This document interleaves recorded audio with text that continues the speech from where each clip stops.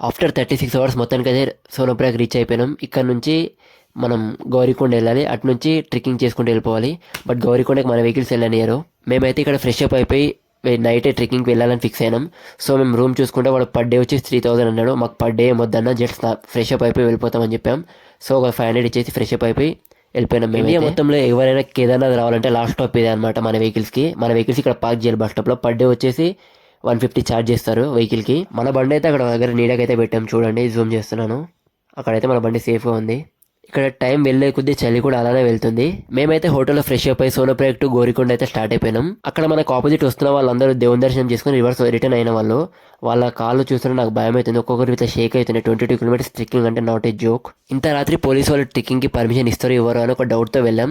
But ఏదైతే అదేది మనమైతే గోరికొండలో వెళ్ళి అలౌ చేయకపోతే అక్కడ పడుకొని మార్నింగ్ లేసి ట్రెక్కింగ్ స్టార్ట్ చేద్దామన్న హోప్తో అయితే వెళ్ళాం. ఇక్కడ మనకి హైదరాబాద్ అన్న వాళ్ళు కలిసారు.